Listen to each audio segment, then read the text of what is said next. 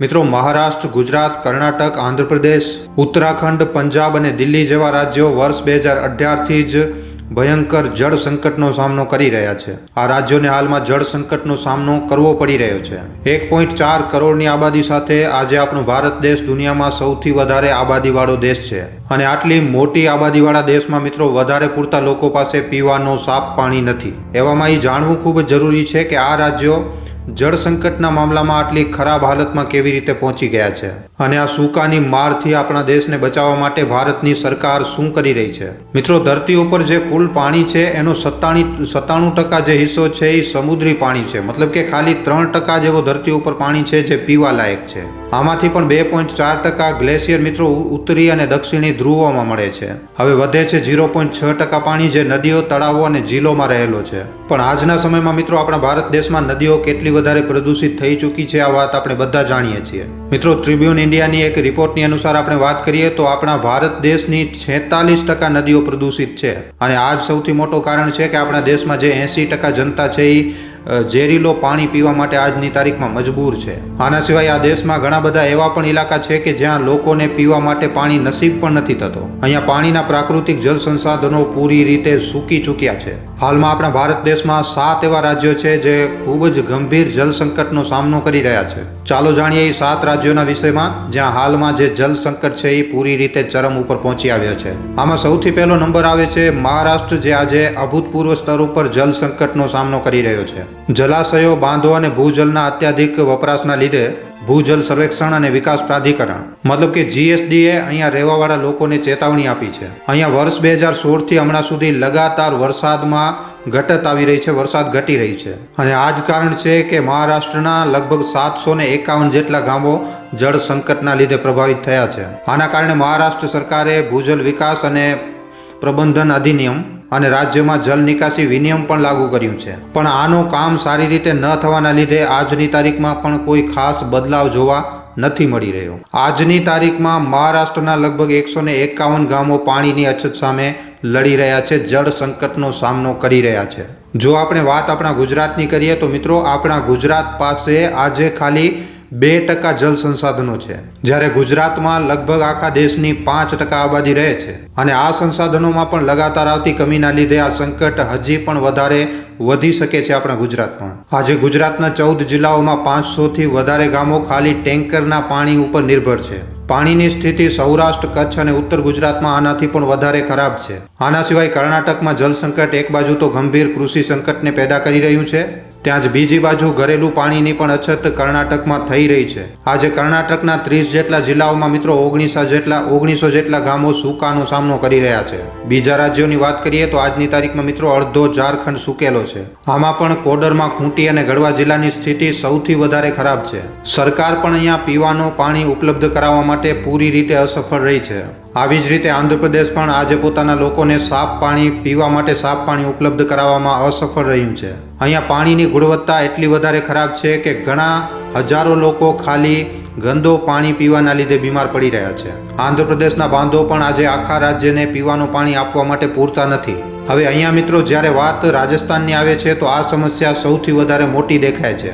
એક સર્વે અનુસાર ખબર પડે છે કે નવેમ્બર 2008થી કરી અને નવેમ્બર 2018 સુધી રાજસ્થાનના ભૂજલ સ્તરમાં લગભગ 62.70%ની કમી આવી છે. અહીંયા ગામના લોકો ના તો પોતાની માટે અને ના તો પોતાના જનાવરોની માટે પીવાના પાણીની વ્યવસ્થા કરી શકે છે. આવી જ રીતે ઉત્તર પ્રદેશના બુંદેલખંડ, મથુરા અને અલીગઢ જેવા ક્ષેત્રો છે જ્યાંના તળાવો આજે એકદમ ગાયબ થઈ ચૂક્યા છે અને ત્યાંની ડંકીઓનો પાણી પણ આજે પૂરી રીતે સૂકી ચૂક્યો છે. આના સિવાય દેશના 3 પ્રમુખ શહેરો બેંગલુરુ, ચેન્નઈ અને દિલ્હી પણ અભૂતપૂર્વ સ્તર ઉપર જળ સંકટનો સામનો કરી રહ્યા છે. બેંગલુરુમાં કાવેરી બેસિનની હાલત આજે ખૂબ જ ખરાબ છે. જળ સંકટનો સામનો રાજ્યના ઉત્તરી અને પશ્ચિમી લોકોને કરવો પડી રહ્યો છે. અધિકારિક આંકડાઓ અનુસાર બેંગલુરુમાં લગભગ 9294 બોરવેલ છે. આમાંથી 1793 બોર પાણીની કમીના લીધે કામ નથી કરી રહ્યા. આના સિવાય ચેન્નઈ પણ આજે ભયંકર જળ સંકટનો સામનો કરી રહ્યો છે. અહીંયા 4 જલાશયો છે જે વધારે પૂરતા જળ આપૂર્તિનું કામ કરે છે, પણ આ જે 4 જલાશયો છે એ હવે પૂરી રીતે સૂકી ચૂક્યા છે, જેના લીધે અહીંયાના લોકો કલાકો સુધી નગર નિગમ અથવા તો નિજી ટેન્કરમાંથી પાણી ભરે છે. દેશની રાજધાની દિલ્હી પણ જળ સંકટથી બચી નથી શકી. 2017ની આર્થિક સર્વેક્ષણ રિપોર્ટના અનુસાર દિલ્હીમાં લગભગ 20% પીવાનું જે પાણી છે એ કુપ્રબંધનના લીધે બરબાદ થઈ રહ્યો છે. દિલ્હીના આજે પણ લગભગ 18% જેટલા ઘરોમાં પાઇપના માધ્યમથી પાણીની આપૂર્તિને પૂરી નથી કરી શકાય. એવામાં મિત્રો ચાલો આપણે જાણીએ કે આ જે રાજ્યો છે એ જળ સંકટના મામલામાં આટલા ખરાબ સ્ટેજ ઉપર કેવી રીતે પહોંચી ગયા છે, આના પાછળનું કારણ શું છે. જેમ કે આપણે વિડીયોની શરૂઆતમાં વાત કરી હતી કે આપણા ભારત દેશમાં લગભગ 200થી વધારે નદીઓ છે અને પીવાના પાણીનો સૌથી મોટો સ્ત્રોત પણ નદીઓ જ છે. અને આ નદીઓ આજના સમયમાં કેટલી વધારે પ્રદૂષિત થઈ ચૂકી છે આપણે આ બધું જોઈ શકીએ છીએ. આના સિવાય દેશમાં જે બીજો મુખ્ય સ્ત્રોત છે પીવાના પાણીનો એ છે ભૂજલ. ગ્રાઉન્ડ વોટર અથવા ભૂજલ એ પાણી છે જે ચટ્ટાનો અને માટીમાંથી રસીને જમીનની અંદર જમા થાય છે. તમને જાણીને હેરાની થશે કે ભારતમાં નદીઓ, તળાવો અને ભૂજલના લીધે પાણીની ઉપલબ્ધતા લગભગ 23 અરબ ઘન મીટરથી વધારે છે. તેમજ દર વર્ષે ઓસતન વરસાદ જે છે એ 100 સેન્ટીમીટરથી પણ વધારે છે. એવામાં તમારા મનમાં પણ એ પ્રશ્ન જરૂર આવી રહ્યો છે કે આટલું બધું હોવા છતાં પણ પાણીની અછત શું કામ થઈ રહી છે. મિત્રો, જે વરસાદ થાય છે તો વરસાદના પાણીમાંથી જે 47%નો જે પાણીનો હિસ્સો હોય છે, મતલબ કે 1869 બિલિયન ક્યુબિક મીટર જે પાણી છે એ નદીઓમાં જાય છે અને હવે એમાંથી 1132 મિલિયન ક્યુબિક મીટરનો વપરાશ થઈ શકે છે.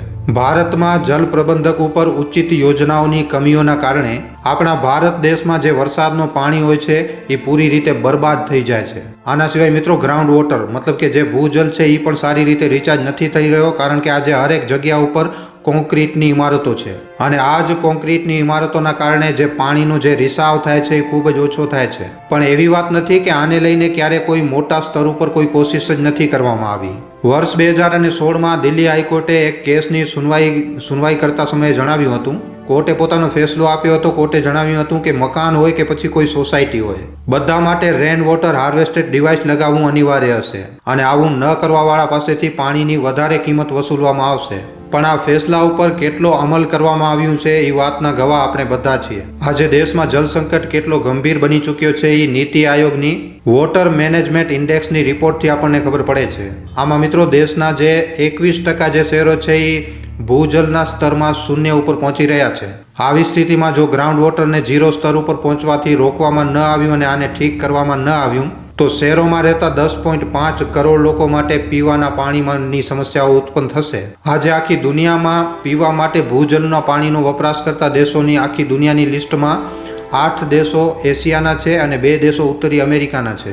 ધરતીના લગભગ 75% ભૂજલનો વપરાશ ખાલી આ જ દેશોમાં થઈ રહ્યું છે અને આ જે દેશોની લિસ્ટ છે એમાં આપણો ભારત દેશ સૌથી વધારે ઉપર છે.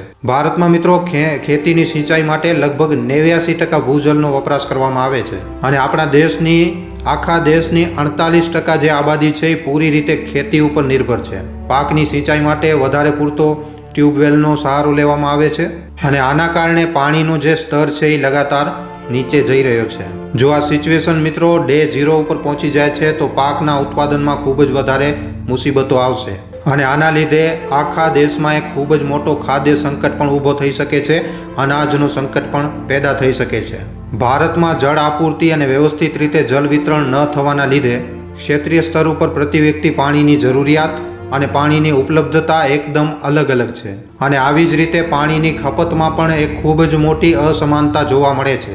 તમને જણાવી દઈએ કે ભારત સરકારે શહેરોમાં રહેવાવાળા લોકો માટે પ્રતિ વ્યક્તિ પ્રતિ દિવસ 125 લીટર પાણીની વ્યવસ્થા કરે છે, જ્યારે ગ્રામીણ ક્ષેત્રો જે છે એમાં મિત્રો આ જરૂરિયાત ખાલી 55 લીટર પ્રતિ વ્યક્તિ પ્રતિ દિવસ છે. પણ આના ઉપર WHOનું પૂરી રીતે અલગ માનવું છે. WHOના અનુસાર હરેક દિવસે મિત્રો એક વ્યક્તિ માટે ખાલી 25 લીટર પાણી જ ઘણું છે.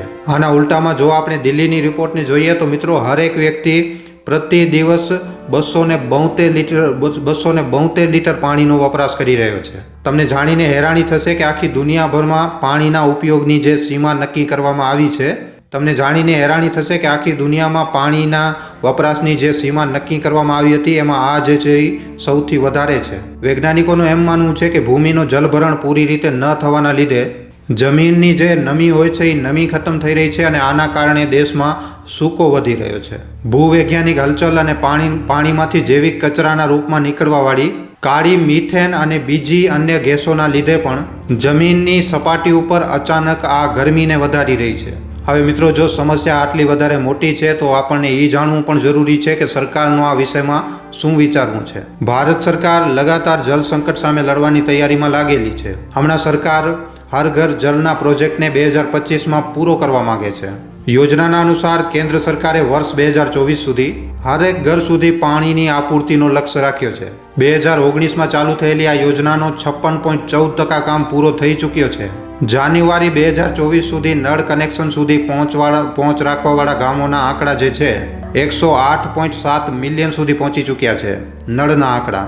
આના સિવાય જળ સંકટ સામે લડવા માટે કેન્દ્ર સરકારે વર્ષ 2019માં તમે જાણતા હશો કે અટલ ભૂજલ યોજના બનાવી હતી. શરૂઆતમાં તમને જણાવી દઈએ કે આ દુનિયાનો સૌથી મોટો ભૂજલ સંરક્ષણ કાર્યક્રમ છે, જેમાં 7 રાજ્યોના 8,237 ગ્રામીણ પંચાયતોમાં આને લાગુ કરવામાં આવ્યું હતું. આની સાથે સાથે સરકારે 50,000 જલાશયોનું નિર્માણ કરવાનો પણ ફેસલો લીધો છે. આનું નામ છે અમૃત સરોવર, જેને 24 એપ્રિલ 2022માં શરૂ કરવામાં આવ્યું હતું. આ પ્રોજેક્ટને લઈને સરકાર ખૂબ જ વધારે આશાવાદી છે.